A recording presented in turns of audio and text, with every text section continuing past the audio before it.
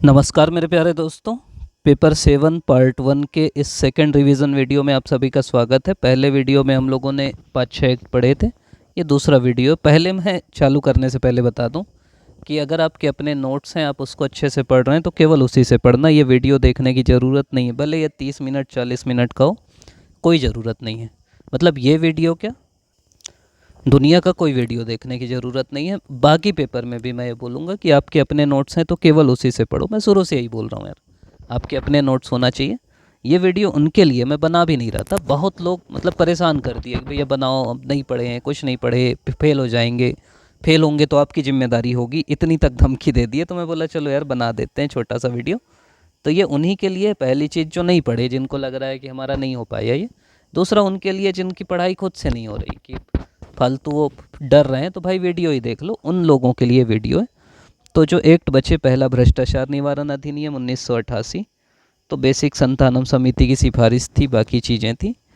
एक होता है लोक कर्तव्य, कुछ कुछ परिभाषाएं, ये तो आँख बंद करके लिख देना। कोई भी प्रश्न आए कि इसको परिभाषा बताइए, तो ये तो लिख देना कि इस अधिनियम के धारा 2 में है। किसी भी अधिनियम के धारा 2 में ही परिभाषा रहती है। लोक कर्तव्य मतलब होता है ऐसा कर्तव्य जिसके निर्वहन में राज्य, जनता या संपूर्ण समाज का व्यापक हित हो। लोक मतलब जनता टाइप का, समाज का हित। लोक सेवक मतलब पब्लिक सर्वेंट, अपन भी बात करते हैं, सरकारी नौकर जो हम बोलते हैं। तो सरकार की सेवा या वेतन पे कार्य करने वाला व्यक्ति, कोई भी जो सरकार की सेवा करता है, सरकार से वेतन लेता है। सरकार के बाद फिर लोकल अथॉरिटी आ जाती है, फिर न्यायाधीश, जज भी आ जाते हैं। इसके अलावा चुनावी नामावली तैयार करने वाले अधिकारी भी आ जाएंगे। फिर सहकारी सहायता प्राप्त कृषि उद्योग बैंक में जो पदाधिकारी हैं और विश्वविद्यालय के कुलपति, ये सब लोक सेवक आ जाएंगे।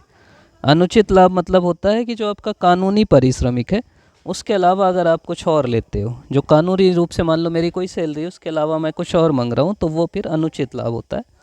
धन आर्थिक लाभ के अलावा भी, कि यार मेरा आके पैर दबा देना भी मैं बोलूँगा, वो भी अनुचित लाभ है। क्यों मैं पैर दबाऊँगा किसी से।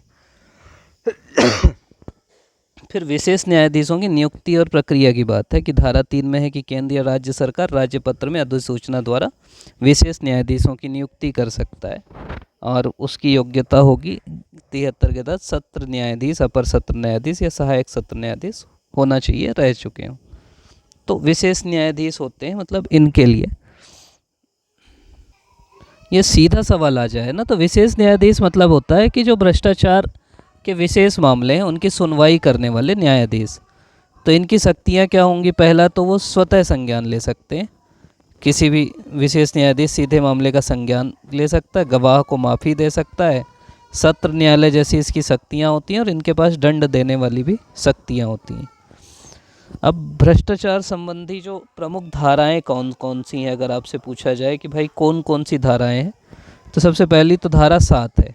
धारा 7 रिश्वत लेने वाली, सीधा सीधा, कि कोई लोक सेवक अपने आधिकारिक कार्य के बदले अनुचित लाभ लेता है तो अपराध है। मतलब सीधी सीधी बात, भाई रिश्वत ले रहा है, तुम्हारा काम है जाति प्रमाण पत्र बनाना, तुम उसका पैसा मांग रहे, तो वो रिश्वत है, और 3 से 7 साल तक का कारावास होगा, जुर्माना भी लग सकता है। तो धारा 7 रिश्वत है। धारा 7 एक है लोक सेवक को प्रभावित करने के लिए अन्य व्यक्ति द्वारा अनुचित लाभ या रिश्वत लेना, तो वो चीज़ हो गई। फिर धारा 8 है लोक सेवक को रिश्वत देना, मतलब समझ रहे, एक तो है रिश्वत लेना, और दूसरा है, तुमको लग सकता है ना कि यार रिश्वत देना थोड़ी है यार, सामने वाला ले रहा है वो अपराधी है। तो 18 में जो संशोधन हुआ उसमें कहा गया कि रिश्वत देना भी एक अपराध है। तो धारा 8 रिश्वत देना है। उसके बाद धारा 9 है व्यापारिक संगठन द्वारा रिश्वत लेना। अब हो सकता है ना पूरा पूरा संगठन रिश्वत दे, और व्यापारिक संगठन के प्रभारी द्वारा उसकी सहमति या मिली भगत से अपराध होना, धारा 10 है। तो ये कुछ कुछ। धारा 11 है कि लोक सेवक द्वारा बिना प्रतिफल या अपर्याप्त प्रतिफल के अनुचित लाभ प्रदान करना। धारा 12 है कि किसी भी अपराध के लिए दुष्प्रेरण करना। धारा 13 है कि लोक सेवक द्वारा आपराधिक अवाचार, संपत्ति का अवैध रूप से उपयोग में बदलना, आय से अधिक संपत्ति दर्ज करना, इस टाइप का है। द मेन इसमें है कि अगर आप अपने पद का दुरुपयोग करते हो, सरकारी संपत्ति का दुरुपयोग करते हो, आय से अधिक संपत्ति रखते हो, तो वो चीज़ें। तो ये रिश्वत के अलग अलग प्रकार हैं। मतलब एक है रिश्वत लेना, एक है रिश्वत देना, एक है पूरी पूरी कंपनी अगर रिश्वत देती है, कमर्शियल, उसके बाद है कि बिना प्रतिफल के अनुचित लाभ प्राप्त करना। इसके अलावा वही सब की आय से अधिक संपत्ति, बाकी चीज़। 14 है आदतन अपराधी। समझ रहे, एक बार रिश्वत लिए फिर से ले रहे, फिर से ले रहे तो वो सब 14 में है। अब जांच वाली धाराएं क्या है, तो धारा 17 जो है जांच से जुड़ी कि भ्रष्टाचार मामले की जांच वरिष्ठ पुलिस अधिकारी द्वारा की जाती है। डीएसपी स्तर या उससे ऊपर के अधिकारी जांच करते हैं। तो 17 जांच से संबंधित है। और फिर एक 17A है। 17A ना उसके बारे में है कि यार जैसे मान लो आपको किसी की जांच करना है, मान लो कोई लोक सेवक है, उसकी आपको जांच करना है, तो जांच प्रारंभ करने से पहले सरकार की अनुमति लेना पड़ेगा। ये संशोधन हुआ। यदि अधिकारी, लेकिन बोला गया कि रिश्वत लेते हुए अगर किसी को रंगे हाथ पकड़े, बिल्कुल कैमरा वैमरा लगा के पकड़े हो, तो फिर सरकार की अनुमति की ज़रूरत नहीं है। लेकिन नॉर्मल टाइम में आपको सरकार की अनुमति लेना पड़ेगा, मतलब जांच से पहले अनुमति लेना पड़ेगा। सुप्रीम कोर्ट भी इसकी आलोचना किया, बाकी चीज़ें हुई। 18A जो है वो संपत्ति की जब्ती से रिलेटेड है। फिर धारा 19 है अभियोजन स्वीकृति, मतलब किसी लोक सेवक पर न्यायालय में मुकदमा चलाने से पहले सक्षम प्राधिकारी की स्वीकृति आवश्यक होती है। अगर आपको किसी लोक सेवक पे मुकदमा चलाना है तो खिलाफ तब तक संज्ञान नहीं ले सकता सक्षम प्राधिकारी की अनुमति ना मिले, मतलब जो भी उसका सक्षम प्राधिकारी है उसकी अनुमति चाहिए। और धारा 20 है कि यदि विचारण के दौरान ये सिद्ध हो जाता है कि लोक सेवक ने अनुचित लाभ स्वीकार किया था, तो अदालत ये प्रिज्यूम करेगी कि उसने रिश्वत के रूप में ही लिया था, जब तक आरोपी इसके विरुद्ध खुद को निर्दोष साबित ना कर दे। मतलब यहाँ पे क्या है कि आपको खुद साबित करना पड़ेगा। अगर आप अपराधी हो कि आप निर्दोष होने, तो अदालत तो आपको दोषी ही मानेगी। तो ये सब अलग अलग चीज़ें हैं जो आपके भ्रष्टाचार निवारण अधिनियम में दी गई हैं, अलग अलग टाइप से। एक हाँ ये पूछ सकता है कि यार क्या क्या 18 में संशोधन हुआ। तो पहला तो अपन देखे लिए कि रिश्वत देने वाला भी अपराधी हो जाएगा। पहले केवल लेने वाला था, अब जो रिश्वत देने वाला है उसको भी 7 साल की कैद हो सकती है। इसके अलावा रिश्वत लेने वालों के लिए कड़ी सज़ा का प्रावधान है, मतलब आपको जो सज़ा है वो बढ़ा दी गई, 6 महीने से बढ़ा के 3 साल कर दी गई, 5 से 7 कर दी गई अधिकतम। वाणिज्यिक संगठनों की देयता भी कर दी गई कि यदि कोई वाणिज्यिक संगठन का कोई कर्मचारी एजेंट व्यवसाय प्राप्त करने के लिए रिश्वत देता है तो संगठन उत्तरदायी होगा। अब लोक सेवकों के लिए संरक्षण वाली भी एक बात आई कि जांचकर्ताओं को सेवारत और पूर्व लोक सेवकों के खिलाफ किसी भी प्रकार की पूछताछ के लिए सरकार या सक्षम प्राधिकारी से मंजूरी लेना पड़ेगा, मतलब गवर्नमेंट से या जो सक्षम प्राधिकारी है उससे। उसके बाद कोई भी मुकदमा है उसको 2 साल के अंदर पूरा करने का भी प्रावधान है। आपराधिक कदाचार के दायरे को संकुचित कर दिया गया है, मतलब अभी ये अपराध लोक सेवक को सौंपी गई संपत्ति के दुरुपयोग, अवैध साधनों से जानबूझकर धन अर्जित करने तक सीमित है। ये सब मतलब उसको सीमित किया गया। तो 2-4 पॉइंट हैं वो ध्यान रखिएगा। अगला है उपभोक्ता संरक्षण अधिनियम 1986। अब उपभोक्ता संरक्षण अधिनियम क्यों आया ये आपको भी पता है कि उपभोक्ताओं के हितों की सुरक्षा करने के लिए, कि भाई जो भी उपभोक्ता हैं उनको शोषण ना हो, उनके हित अच्छे से रहें, इसलिए आया। 24 दिसंबर को ही आया, इसलिए उस दिन उपभोक्ता दिवस भी मनाते हैं। क्यों है तो उपभोक्ताओं के हितों को बेहतर करना। उपभोक्ता जो विवाद है, मान लो फेयर एंड लवली बोली कि हम सबको गोरा कर देंगे, अब कोई लगा दिया है कि यार मैं तो गोरा नहीं हुआ, तो कहाँ जाएगा। तो उसी के लिए एक व्यवस्था है कि विवाद त्वरित हो, सरल हो, कम खर्चीले तरीके से निपटे और उपभोक्ता अधिकारों को बढ़ावा देने के लिए परिषद हो। अब सुनते होगे ना, जागो ग्राहक जागो, जागो ग्राहक जागो, तो ये इसी के बाद ज़्यादा जागो जागो हो गया है। धारा 2 में परिभाषा है, ये तो आपको पता है। शिकायतकर्ता कौन हो सकता है? एक उपभोक्ता, पंजीकृत उपभोक्ता संघ, केंद्र या राज्य सरकार, समान हित रखने वाले अनेक उपभोक्ता, या उपभोक्ता की मृत्यु पे उसका उत्तराधिकारी। शिकायत कौन करेगा? सीधी सी बात है ना, अरे या तो मैं उपभोक्ता हूँ तो मैं करूँगा, या कई उपभोक्ता हैं सब फेयर एंड लवली लगाए सब करेंगे, या कोई फेयर एंड लवली लगा के कुछ हो गया उसको तो उसका उत्तराधिकारी करेगा, या संघ करेगा, या सरकार करेगी। शिकायत क्या होगी? तो शिकायत किसी व्यापारी द्वारा अनुचित या प्रतिबंधात्मक व्यापार प्रथा अपनाई गई है, मतलब गलत व्यापार प्रथा अपनाई गई, बोला कि सबको गोरा कर देंगे। दूसरा, उस वस्तु में ही कोई दोष है, तुम कोई सामान खरीदे, घी सही नहीं है। किराए पे ली गई कोई सेवा में कोई कमी है। मूल्य से ज़्यादा कीमत वसूली गई, एमआरपी लिखा है उससे ज़्यादा पैसा ले लिया, वो भी तो गलत है। और ऐसी चीज़ जो जीवन और सुरक्षा के लिए खतरनाक है। तो ये सब चीज़ें जो हैं इसके खिलाफ आप शिकायत कर सकते हो। मतलब गलत तरीके, व्यापार प्रथा, वस्तु में कोई दोष है, किराए में कोई सेवा ली गई उसमें कोई कमी है, ज़्यादा कीमत वसूली गई है, या तो खतरनाक सेवाएं बेची गई हैं। अब उपभोक्ता कौन है? उपभोक्ता कोई भी व्यक्ति जो किसी प्रतिफल मतलब है कि तुम या तो भुगतान किए, जैसे मैं कुछ खरीदा, फेयर एंड लवली खरीदा, तो उसके बदले में मैं भुगतान किया। फ्री में खरीदा तो मैं उपभोक्ता नहीं रहूँगा, ये ध्यान रखना ना। मैं कोई भुगतान किया या मैं वादा किया कि भाई मैं इसके लिए इतना पैसा दूंगा, के बदले कोई वस्तु खरीदता है या सेवा प्राप्त करता है। क्रेता की सहमति से वस्तु सेवाओं का उपयोग करने वाले अन्य लाभार्थी भी शामिल हो सकते हैं। कि मान लो मैं फेयर एंड लवली खरीदा और 100 लोग को लगाया, तो वो भी उपभोक्ता है, ऐसा नहीं कि वो नहीं है। जो व्यक्ति पुनर्विक्रय या किसी व्यावसायिक उद्देश्य के लिए सेवा प्राप्त करता है वो उपभोक्ता नहीं है। अब कोई छोटा दुकानदार है, वो बड़े दुकानदार से लेता है कि मैं खुद बेचूंगा, तो वो उपभोक्ता नहीं है। और स्वरोजगार के माध्यम से अपनी आजीविका करने के लिए खरीदी गई वस्तु या सेवाएं वाणिज्यिक उद्देश्य के दायरे से बाहर हैं, अर्थात वे उपभोक्ता मानी जाएंगी। तो ये भी ध्यान रखना।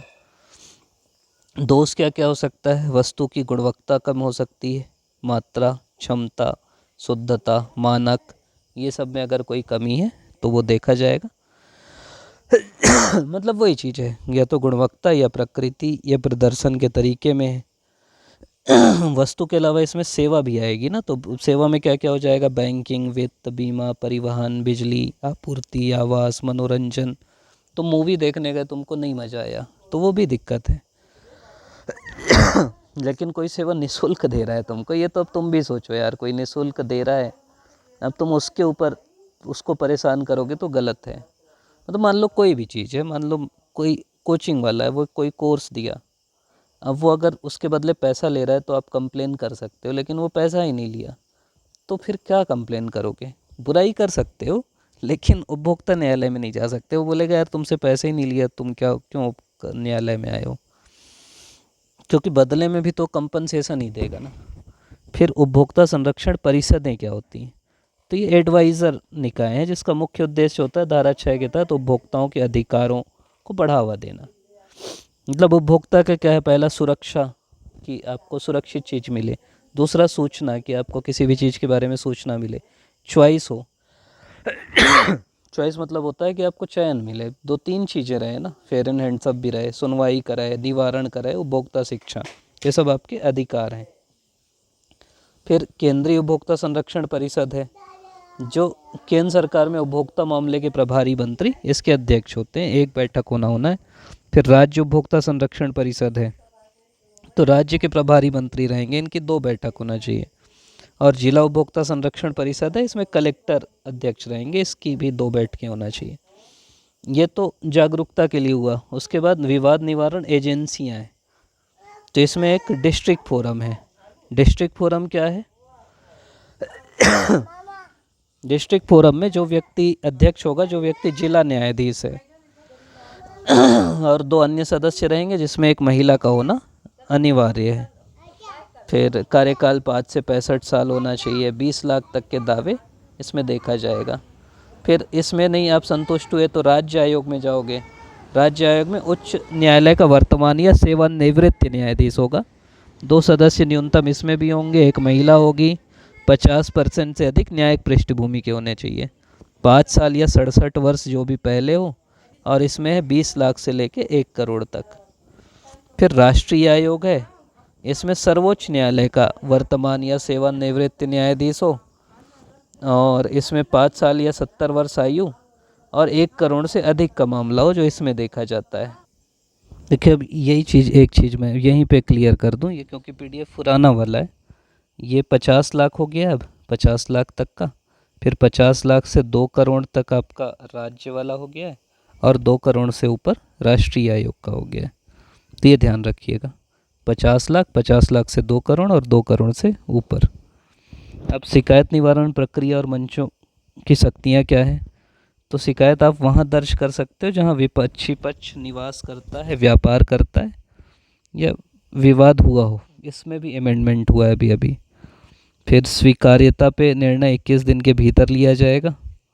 शक्तियाँ क्या क्या हैं अगर हम देखें, तो गवाहों को समन जारी करने की, दस्तावेजों की खोज करने की, शपथ पत्रों पे साक्ष्य स्वीकार करने की और प्रयोगशाला से परीक्षण रिपोर्ट मंगवाना।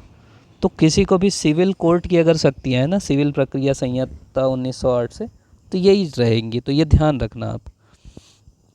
फिर अगर शिकायत सिद्ध हो जाती है तो पहली चीज़ तो मान लो आप कोई फ्लिपकार्ट से वो मंगाए, कहीं से क्या मंगाए, कुछ भी मंगाए यार, टैबलेट मंगाए, तो अगर आपको दोस्त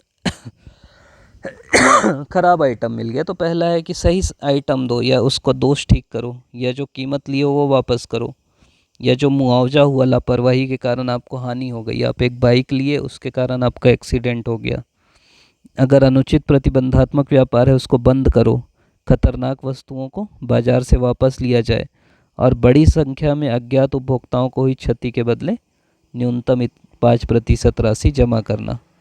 भ्रामक विज्ञापनों के लिए भी अभी तो ज़्यादा संशोधन में ज़्यादा चीज़ें आ गई हैं कि ये और करना है। फिर आपका प्रवर्तन कैसे कैसे करेंगे उसके बारे में।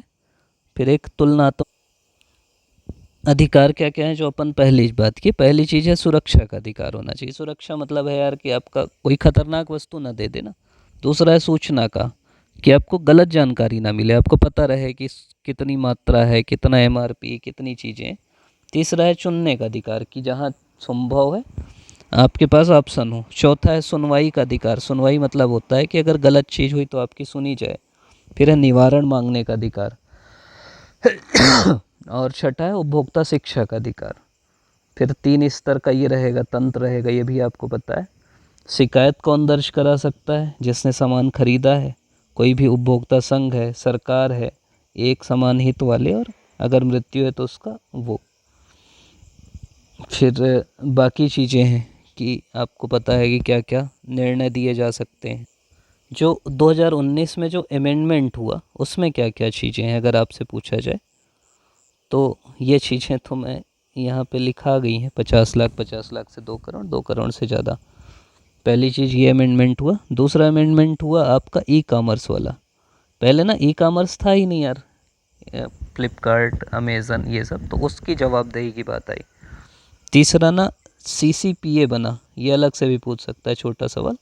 सीसीपीए मतलब केंद्रीय उपभोक्ता संरक्षण प्राधिकरण। ये उपभोक्ताओं की रक्षा करना, उनके अधिकारों की रक्षा करना, उनको लागू करना, कोई उल्लंघन हो रहा है उसकी जांच करना, उत्पाद वापस लेना, भ्रामक विज्ञापन दे रहे हैं उस पर दंड देना, खतरनाक वस्तुओं को वापस मंगाना, ये सब चीज़ों के लिए है। फिर उत्तरदायित्व की बात हुई कि दोषपूर्ण उत्पादों या अपर्याप्त सेवाओं के कारण जो हानि है उसमें निर्माताओं को, सेवा प्रदाताओं को और विक्रेताओं को कानूनी रूप से जवाबदेह ठहराया जाएगा। भ्रामक विज्ञापनों पर दंड हुआ। ई फाइलिंग की बात हुई, अब आप ऑनलाइन शिकायत भी कर सकते हो। मध्यस्थता प्रकोष्ठ भी है कि आपस में आप मध्यस्थता कर लो। और डायनामिक प्राइसिंग और डार्क पैटर्न संबंधी दिशा निर्देश भी है। तो ये सब अलग अलग चीज़ें हैं जो जैसे पहले नहीं था, अब सीसीपीए बना, ऑनलाइन नहीं था, ऑनलाइन आ गया। उत्तरदायित्व, पहले उपभोक्ता मंचों में निर्माता के खिलाफ प्रत्यक्ष मुआवजे का नहीं था, अब आ गया। फिर मध्यस्थता का कोई नहीं था, मध्यस्थता प्रकोष्ठ बन गया। शिकायत दर्ज आप कहीं से भी कर सकते हो और अपील की समय सीमा 45 दिन कर दी गई। झूठी शिकायतों पर अब 50,000 का जुर्माना हो गया। अगला जो एक्ट है वह घरेलू हिंसा से महिला संरक्षण अधिनियम 2005। थोड़ी सरल भाषा में पहले मैं बता देता हूँ, फिर पीडीएफ से बात कर लेंगे। 2005 में आया। मेन है कि महिलाओं को जो घरेलू हिंसा होती है उससे सुरक्षा देना, उनके जो संवैधानिक अधिकार हैं, समानता, स्वतंत्रता, उनको करना।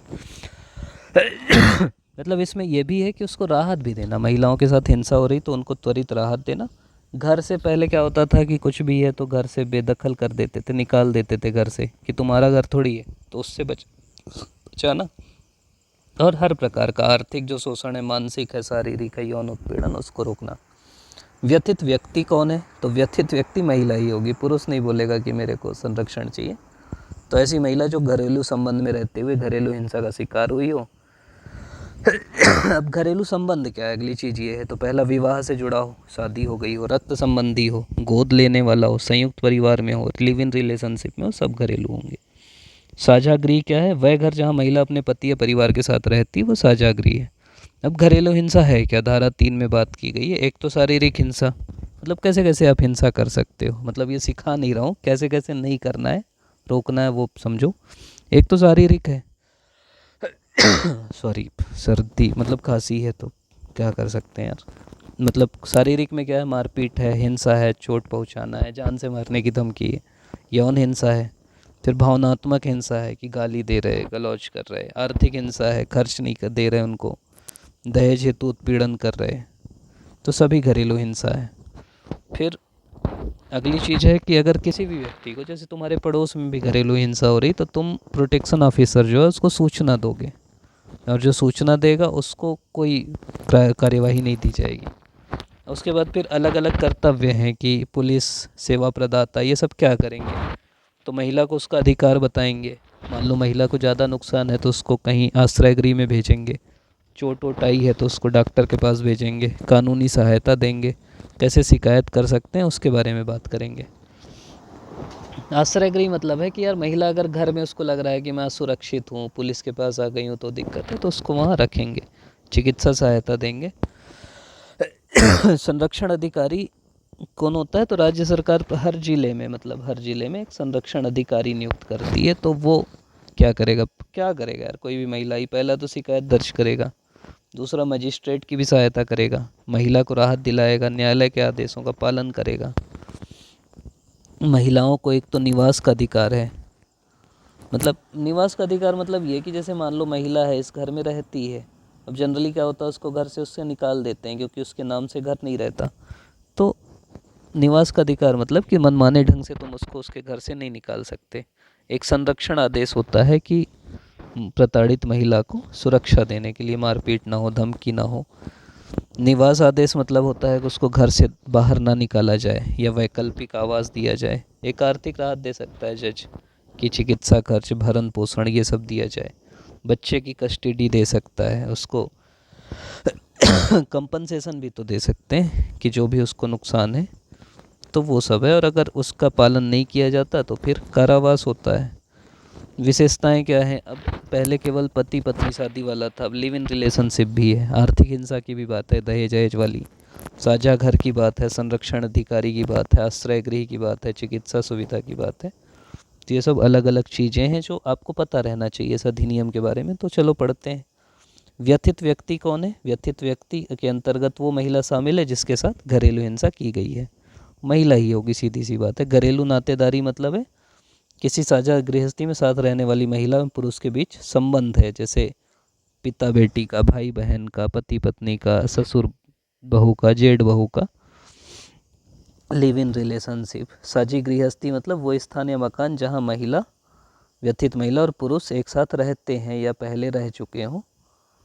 वो समय स्वयं का हो सकता है, किराए का भी घर हो सकता है, या संयुक्त परिवार का घर होता है। प्रत्यर्थी मतलब होता है साझा गृहस्थी का वो पुरुष सदस्य जिस पर व्यथित महिला द्वारा घरेलू हिंसा करने का आरोप लगाया गया है, जो अपराधी है।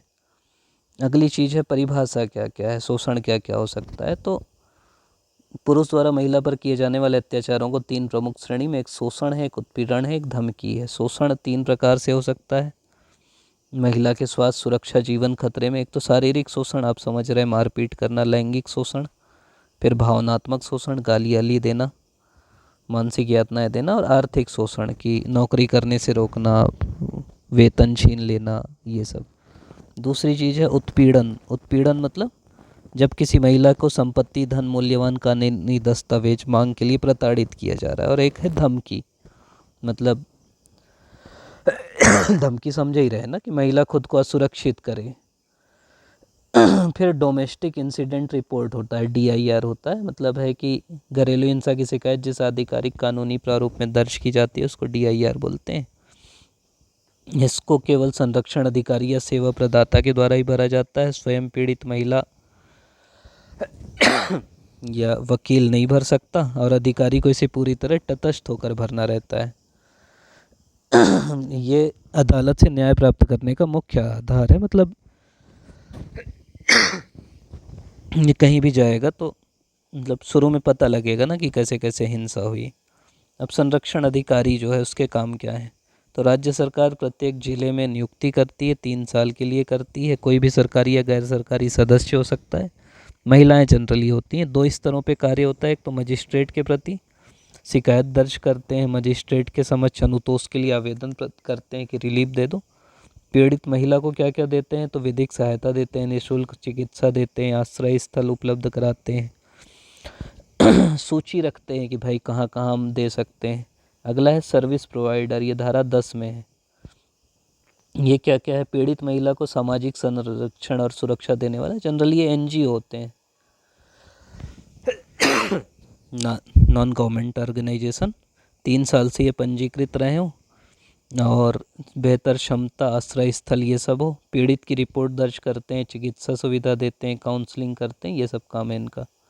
राज्य सरकार का कर्तव्य क्या है, जागरूकता के लिए प्रचार प्रसार करेगी, संरक्षण अधिकारियों को, सेवा प्रदाताओं को, पुलिस बल को इनको ट्रेनिंग देती है कैसे करना है।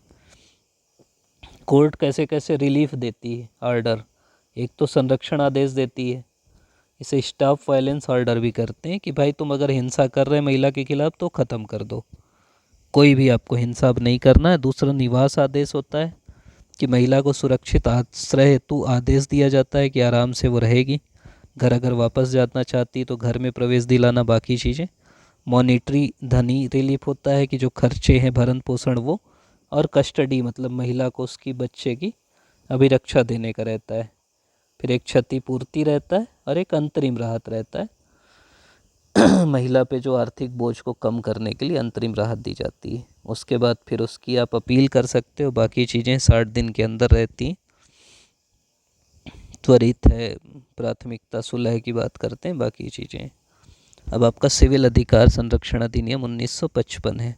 आपको पता है कि अनुच्छेद 17 जो है भारतीय समाज का एक कलंक है, वो मतलब अस्पृश्यता जो एक कलंक है उसको ख़त्म करने के लिए अनुच्छेद 17 आया, और ये बात करता है कि अस्पृश्यता एक दंडनीय अपराध है, लेकिन फिर भी वो ख़त्म नहीं हो रही थी, तो उसके लिए कानून आया, सिविल अधिकार संरक्षण अधिनियम 1955। और उसके बाद फिर इसमें अलग अलग परिभाषाएं हैं। जैसे सिविल अधिकार की परिभाषा है कि अस्पृश्यता का अंत किए जाने के फलस्वरूप नागरिकों को प्राप्त होने वाले अधिकार सिविल अधिकार हैं। मतलब कौन कौन से सिविल अधिकार हैं, जैसे आप कहीं भी सार्वजनिक स्थलों पे प्रवेश कर सकते हो, समानता का अधिकार है, ये सब है।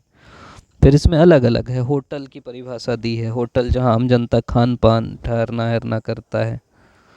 फिर लोक मनोरंजन स्थल की है, लोक पूजन स्थल की, अनुसूचित जाति की है जो 366, 24 और 341 में है।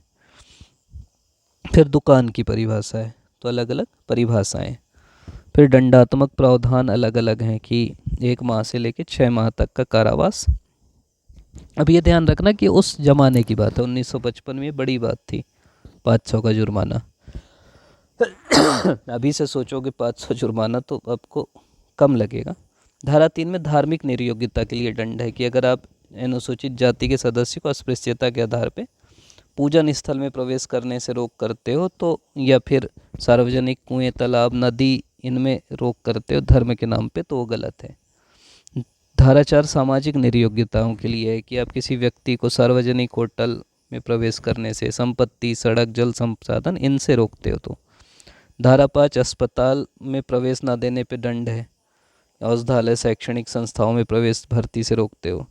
धारा 6 सेवा प्रदान करने वाले या माल बेचने से मना करने के लिए दंड है कि अगर आप जाति के आधार पर किसी को बोलते हो कि मैं इसको नहीं दूंगा। धारा 7 अन्य अपराधों के लिए दंड है कि अगर आप और कोई अस्पृश्यता बढ़ाने वाला अपराध करते हो। और साथ ही बाद में जुड़ा था कि ये विधि विरुद्ध श्रम है कि आप SC ST को उनकी इच्छा के विरुद्ध कोई कार्य करने के लिए बाध्य करते हो, जैसे कि मैला उठाना, पशुओं का शव उठाना, तो उसके लिए भी दंड है। इसमें क्या क्या कर सकते हैं, तो मतलब ऊपर वही देखो यार, अब होटल वाला करेगा तो उसका लाइसेंस निलंबित कर देंगे, अनुदान रोक देंगे। मान लो कोई शैक्षणिक संस्थान ऐसा कर रहा है, सरकार उसको पैसा दे रहा है ना, तो उसको अनुदान रोक देगा। अपराध का दुष्प्रेरण, यदि कोई व्यक्ति किसी अन्य को अस्पृश्यता का आचरण करने के लिए उकसाता है या शामिल होता है तो उसको भी समान सजा दी जाएगी। इसके अलावा सामूहिक जुर्माना आरोपित करने की, मतलब होता है ना कि पूरा गांव सामूहिक वो कर देता है कि बाइकआउट कर देंगे तो पूरे गांव को सामूहिक रूप से अस्पृश्यता का आरोपी माना जाएगा और सामूहिक जुर्माना लगा दिया जाएगा। पश्चातवर्ती अपराधों के लिए दंड भी, कोई बार बार अगर ऐसा अपराध करता है तो उसके लिए ज़्यादा दंड है। जैसे पहली बार में 1 माह से 6 माह तक है, फिर 6 से 1 साल तक है, फिर 1 से 2 साल तक है, ये भी बढ़ जाएगा। फिर न्यायालय की उपधारणा करने की शक्ति है कि न्यायालय स्वतः ये मानकर चलेगा कि कथित अपराध अस्पृश्यता के आधार पर ही किया गया है और आपको ना खुद को अपने को निर्दोष सिद्ध करना है। जैसे भ्रष्टाचार वाले में भी यही है ना कि आपको खुद निर्दोष सिद्ध करना पड़ेगा और न्यायालय कोई ऐसा निर्णय नहीं दे सकता जो अस्पृश्यता के आचरण को बढ़ावा देता हो। कंपनी भी अगर ऐसा कोई अपराध करती है तो उसके डायरेक्टर, मैनेजर, इनको दंड मिला दिया जाएगा। और ये जो अपराध हैं वो संज्ञेय प्रकृति के होंगे, बिना वारंट के गिरफ्तार कर सकती है और गैर जमानती होंगे। और राज्य सरकार एक तो विधिक सहायता देती है, अभियोजन को सरकारी वकील देती है, स्पेशल कोर्ट की स्थापना करती है, जन जागरूकता करती है और ज़मीनी स्तर पे सर्वेक्षण करती है। तो ये सब काम है। अधिनियम एक तो अनुच्छेद 17 का क्रियान्वयन है, कठोर प्रकृति है, लेकिन समय सीमा नहीं है, अदालत नहीं है, दंडात्मक प्रभाव नहीं है, जागरूकता नहीं है। इसीलिए फिर दूसरा एक्ट आया जो ज़्यादा कम्प्रहेंसिव है, SC/ST एट्रोसिटी एक्ट बोलते हैं, अनुसूचित जाति जनजाति अत्याचार निवारण अधिनियम 1989। तो समाज में जब वर्ग संघर्ष, जाति संघर्ष ये सब बढ़ने लगा और ये जो अधिनियम है वो 55 वाला उतना काम नहीं करने लगा, तो फिर एट्रोसिटी एक्ट आया।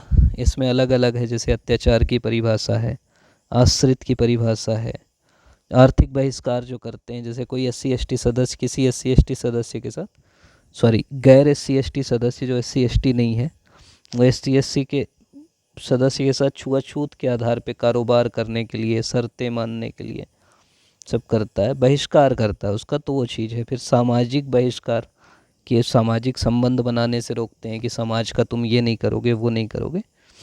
पीड़ित और साक्षी की बात है। फिर अत्याचार के सामान्य अपराधों के लिए दंड, जैसे सामाजिक अत्याचार मतलब है कि गाली गलौज करना, अपमानित करना, नग्न या अर्धनग्न करके घुमाना, मुंडन करना, कालिख पोतना, जूतों की माला पहनाना, इस टाइप का। फिर घर या भूमि संबंधी है कि घृणित भोज्य पदार्थ इकट्ठा करना, कचरा फेंक देना, भूमि पे कब्जा कर लेना, ये वाला अपराध। फिर राजनीतिक और धार्मिक है कि वोट डालने से मना करना, कि तुम ये वोट नहीं डाल सकते, चुनाव नहीं लड़ सकते, धार्मिक स्थलों पे पूजा पाठ नहीं कर सकते, ये वाला। फिर महिलाओं से यौन अपराध करना और इसके लिए 6 माह से 5 वर्ष तक का दंड निर्धारित है। इसके अलावा मिथ्या साक्ष्य गढ़ना, पीड़ित को फंसाने के लिए झूठे साक्ष्य तैयार करना, तो ये भी गलत चीज़ है कि तुम झूठे साक्ष्य तैयार करोगे और आग लगाकर या विस्फोटक पदार्थ से संपत्ति को तबाह करना, इसमें भी अलग अलग चीज़ें हैं। इसके अलावा लोक सेवक जो हैं, सरकारी कर्मचारी, यदि वो कर्तव्य की उपेक्षा करते हैं तो उनके लिए भी दंड है धारा 4 में। जो SC/ST का सदस्य नहीं है, अपने कर्तव्यों के निर्वहन में अगर लापरवाही करता है तो उसको भी दंडित किया जाएगा। इसके अलावा पश्चातवर्ती अपराध के लिए भी दंड है धारा 5 में, कि अगर आप बार बार अपराध कर रहे हैं तो अगली वो उसके लिए अलग से दंड है। फिर संपत्ति का संपहरण है कि अत्याचार के अपराध में उपयोग की गई किसी भी चल अचल संपत्ति को न्यायालय के आदेश पर राज्य सरकार रख सकती है और उसकी नीलामी कर सकती है, जब्ती कर सकती है। फिर धारा 8 में कि यदि अत्याचार के अपराध में अभियुक्तों का समान आशय या किसी प्रकार के वित्तीय लेन देन की पुष्टि होती है तो न्यायालय ये मान के चलेगी कि उसको पहले से इसकी जानकारी थी, तुमको खुद प्रूफ करना है। फिर कुछ विशेष शक्तियाँ भी हैं। फिर निष्कासन संबंधी प्रावधान है कि यदि किसी क्षेत्र में आशंका संभावना कोई गैर SC/ST सदस्य किसी SC/ST सदस्य के विरुद्ध अत्याचार कर सकता है तो पहले से न्यायालय बोल देगा कि इसको बाहर हटाने का काम करें, तो उसी को बोलते हैं निष्कासन कर देना। फिर विशेष न्यायालय और पीड़ितों के अधिकार है, मतलब इसमें ना विशेष न्यायालय का भी गठन किया गया है कि त्वरित विचारण के लिए राज्य सरकार उच्च न्यायालय के मुख्य न्यायाधीश की सलाह से प्रत्येक जिले में एक सेशन कोर्ट को ही विशेष न्यायालय बना देगी, जिसमें यही एट्रोसिटी के मामले SC/ST से जुड़े रहेंगे। विशेष लोक अभियोजक रहेगा, स्पेशल पब्लिक प्रोसिक्यूटर नियुक्त किया जाएगा, जो उच्च न्यायालय में 90 दिन के भीतर अपील भी की जा सकती है। पीड़ित और साक्षी के अधिकार क्या क्या हैं? तो उनके साथ न्यायालय और पुलिस द्वारा उचित और सम्मानजनक व्यवहार किया जाना, निर्भीक होकर शिकायत दर्ज कर सकते हैं, पुलिस से प्रोटेक्शन ले सकते हैं, न्याय समन प्राप्त करने और न्यायालयिक कार्यवाही के दौरान उपस्थित रह सकते हैं, और कोर्ट आने जाने के लिए उनको यात्रा भत्ता भी मिलेगा। तो ये ध्यान रखना कि एक तो उनके साथ सम्मानजनक व्यवहार किया जाए, शिकायत दर्ज करा सकते हैं, संरक्षण ले सकते हैं, उपस्थित रह सकते हैं, और यात्रा भत्ता की बात है। राज्य सरकार के क्या कर्तव्य हैं? सरकार पीड़ितों को एफआईआर की निःशुल्क प्रति देगी, तुरंत नकद या वस्तु के रूप में वित्तीय राहत देगी, मुआवजा देगी, अस्थायी रूप से खाद्य जल कपड़ा आश्रय ये सब देगी। अग्रिम जमानत की बात है कि कानून के तहत अभियुक्त अग्रिम जमानत के लिए आवेदन कर सकता है जिसकी शक्ति हाई कोर्ट के पास है। फिर 2018 का संशोधन हुआ, मतलब सर्वोच्च न्यायालय क्या किया, प्रक्रियाओं को शिथिल करने का आदेश दिया, जिससे संसद ने फिर से इसमें 18A जोड़ा, जिसमें है कि प्रारंभिक जांच की आवश्यकता नहीं है। किसी भी आरोपी व्यक्ति के खिलाफ अधिनियम के तहत एफआईआर दर्ज करने के लिए पुलिस को किसी प्रकार की प्रिलिमिनरी इंक्वायरी करने की आवश्यकता नहीं होगी।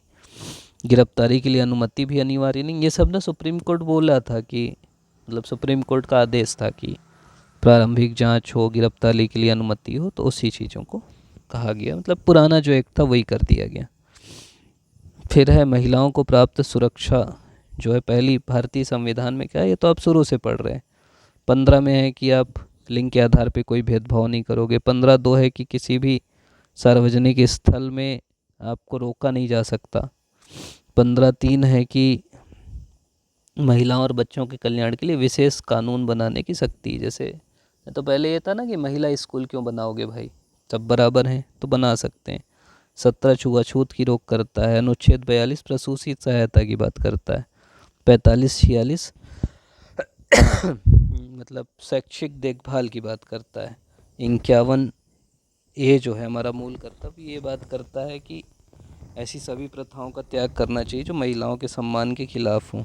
फिर आर्थिक सुरक्षा की बात करें तो 16 जो है वो आपके क्या बोलते हैं, सरकारी नौकरियों में महिलाओं की बात करता है। 39A समान कार्य के लिए समान वेतन की बात करता है। 39D और 39A आजीविका पर्याप्त साधन की बात करता है। फिर महिलाओं को आरक्षण की बात भी है पंचायती राज अधिनियम में। फिर नगरीय निकाय में भी है। अनुच्छेद 14 में है कि कानून के सामने सब बराबर होंगे। फिर CRPC में क्या क्या है, तो ये ना वही ध्यान रखना, आप जो पढ़े हो ना उसी को याद रखना, क्योंकि कुछ नई धारा मैं बता दूंगा, फालतू परेशान हो जाओगे।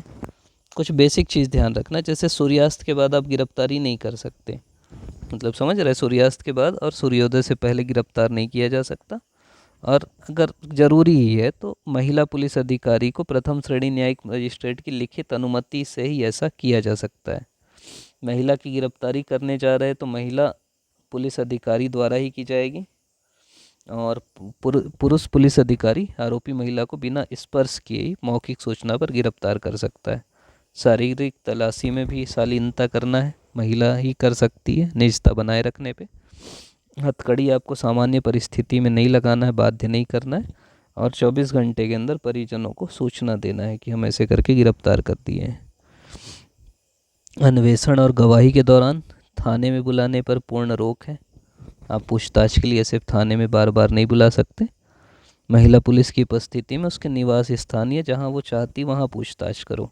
महिला मजिस्ट्रेट द्वारा कथन अभिलिखित करना मतलब यौन रूप उत्पीड़न बाकी चीज़ें हैं तो महिला मजिस्ट्रेट ही करेगी। घर पर बयान दर्ज करना, वीडियो रिकॉर्डिंग करना, माता पिता अभिभावकों के सामने करो, और 0 एफआईआर, मतलब महिला द्वारा अपराध की शिकायत करने पर भले वो थाना क्षेत्र से बाहर का मामला है, पुलिस 0 एफआईआर दर्ज करेगी और फिर संबंधित थाने को फॉरवर्ड कर देगी। महिला डॉक्टर ही उसका मेडिकल एग्जामिनेशन करेगी। निःशुल्क कानूनी सहायता मिलेगी। पहचान की पूर्ण गोपनीयता रहेगी, मतलब आपको नाम नहीं बताना है। बंद कमरे में सुनवाई होगी। गर्भवती महिला उसको मृत्यु दंड नहीं दिया जाएगा। अभी मूवी भी आई थी ना, देखे होगे, शाहरुख खान वाली, जवान शायद, क्योंकि भाई वो है ना, उसके पेट में जो बच्चा है उसका दोस्त थोड़ी है, और भरण पोषण का अधिकार होगा। फिर दंडात्मक प्रावधान क्या क्या है, तो जैसे दहेज हत्या की बात है, एसिड अटैक की बात है, लज्जा भंग करने की बात है, लैंगिक उत्पीड़न है, उसका पीछा करना है, रेप है। तो ये अलग अलग प्रावधान है। तो ये सब ध्यान रखना। मतलब दो है, एक भारतीय न्याय संहिता। न्याय संहिता मतलब होता है कि जिसमें ना सब धारा लिखी है, जैसे जो कुछ मैं बता ही देता हूँ, मतलब आप जो पढ़े हो, जैसे यौन अपराध है मान लो, जैसे रेप है, बलात्कार है, वो धारा 63 में है। गैंग रेप है, धारा 67 में है। और इसमें है कि कठोर कारावास से लेके आजीवन कारावास, मृत्युदंड सब हो सकता है। विवाह का जो झूठा वादा है वो धारा 69 में है। फिर महिला की गरिमा को ठेस पहुंचाना, ताक झांक करना, यौन उत्पीड़न, पीछा करना, ये धारा 74, 75, 77 इसमें है, बीएनएस की, भारतीय न्याय संहिता की। एसिड अटैक ये धारा 103 में है।